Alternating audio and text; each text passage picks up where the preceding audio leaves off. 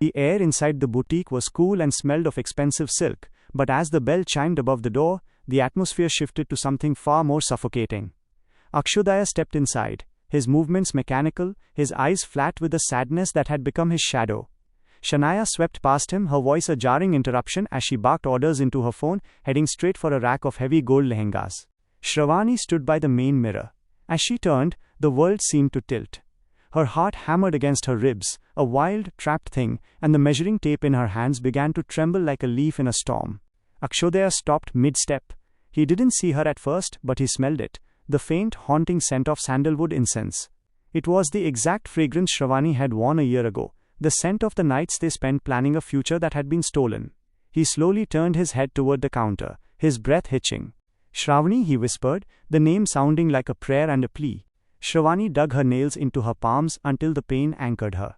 She couldn't afford to be the girl he remembered, she had to be the stranger he deserved. "Welcome to Anu Boutique, sir," she said, her voice a sharp professional blade that cut through the silence. "How can I help you and your fiancé today?" Akshodaya flinches as if she had struck him.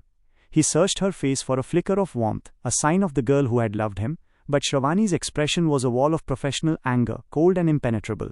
Shania marched between them, shattering the moment. "You! The designer!" she snapped, gesturing vaguely at the room. "I need something that says, Rich Oberoi daughter-in-law." "Akshodaya, look at this red one. It's perfect for the engagement, right?" Akshodaya didn't even glance at the silk.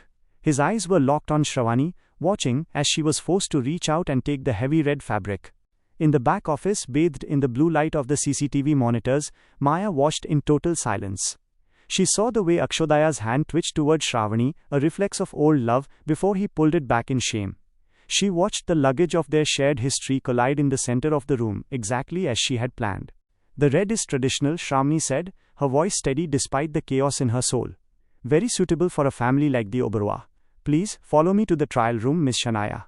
As Shravani walked past him, her sleeve brushed against his arm, a ghost of a touch. Akshodaya closed his eyes, his sadness nearly overwhelming him, the scent of sandalwood now a suffocating reminder of everything he had lost. He stood alone in the middle of the boutique, surrounded by the finery of his status, feeling less like a groom and more like a prisoner awaiting his sentence.